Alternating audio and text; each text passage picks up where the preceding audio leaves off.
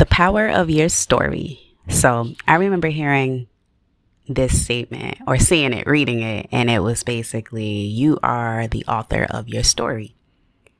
And that is so important. Not anybody else, right? No one else can tell your story or say what your story is. You are the author of the story. They can tell it with your help, right? But remember that you are the author of your story. What someone else thinks of you does not matter as long as you don't think that of yourself. So this is episode 2. Yes, we are just jumpstarting the Sunday inspirations. This is to help you jumpstart your week and motivate you to live this week with intention and really tap back into yourself and be inspired. So again, let's get back to the power of your story, your voice. You should never, ever forget the sound of your voice. And I know as women, speaking as a woman and as a woman of color, it is hard sometimes. You try to appease others. I remember thinking to myself the other day that like the Black woman just seems like she's public enemy number one. It's the woman that always gets labeled, right? There's so many labels surrounding Black women, and I believe we are the most misunderstood and the most disregarded and lack protection from our brothers, our people. And it just leaves us out there to hang because there is so many misconceptions of the Black woman. And because of that, the Black woman is seen as being strong, as being hard, as being independent, as being all of the things that they are not, right? These are just mask and protection things that Black women have to do. I find it to be really unfortunate.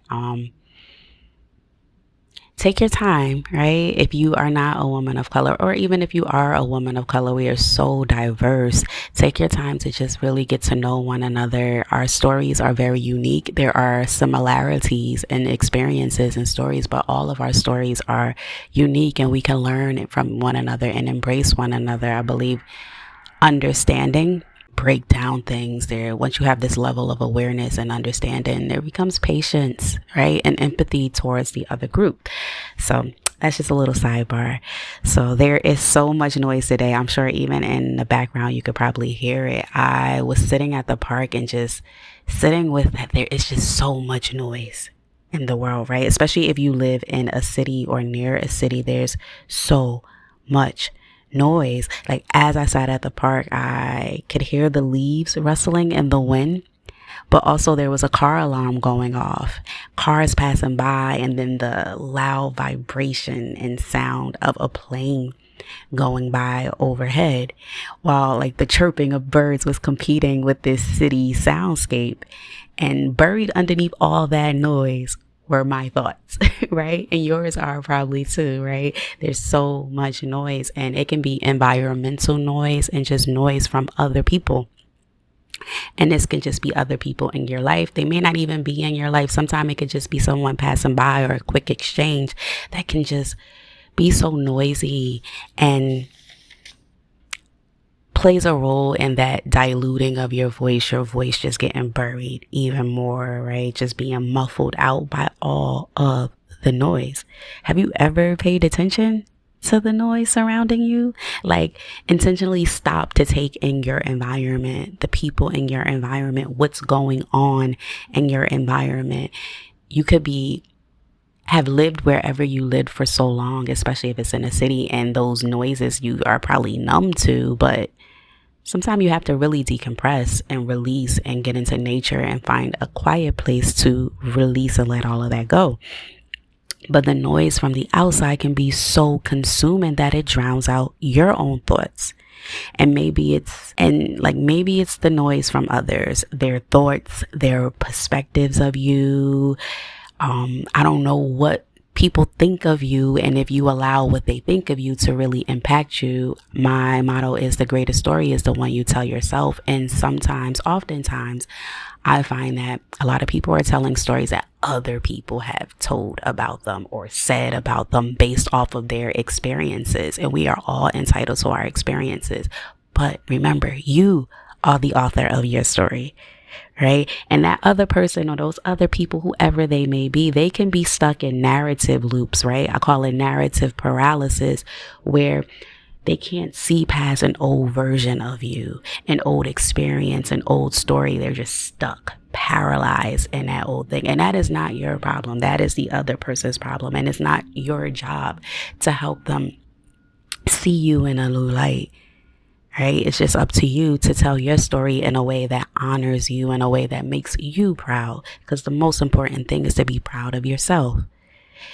Remember, your story is yours, not theirs, not anyone else's. And maybe you did something wrong, right? Maybe whoever it is, they're telling things from their experiences, and you could have did something wrong. And I'm not the moral police, but there's power in forgiveness. And last episode 1, was the power of forgiveness. So you can pause it if you need to, or go there after this episode.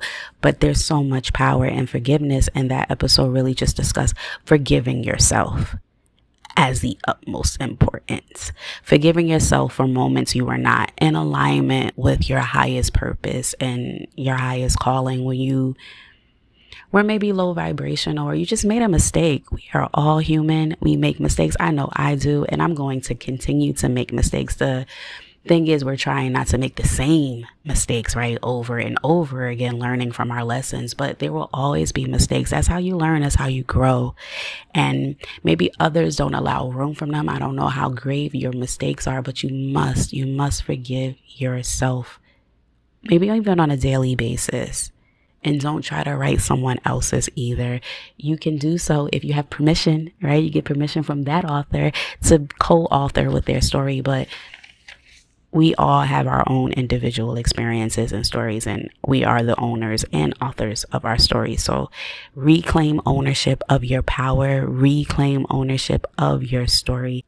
Every day is a new opportunity for you to seize, and a moment to re-author your story. You can do this any day, every day, any minute of the day. It's up to you to just be aware and be intentional about how do you want to show up, how do you want to live, and how do you want to leave your mark here.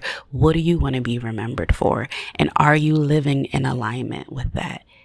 Are you being intentional about that person, right? Make it a daily practice. Relearn yourself. Relearn who you are and the woman that you're becoming. I'm Ebony Aliyah, the founder of Fruits of Ali nonprofit. Our mission this season is to guide women back home to themselves, helping women to reclaim their personal power. And we do this through the art of storytelling. If this message resonated with you, please share with someone else. If you want to learn more, to see what we are about, to join our community of women who are reclaiming their personal power, visit fruitsofali.org. Love and light.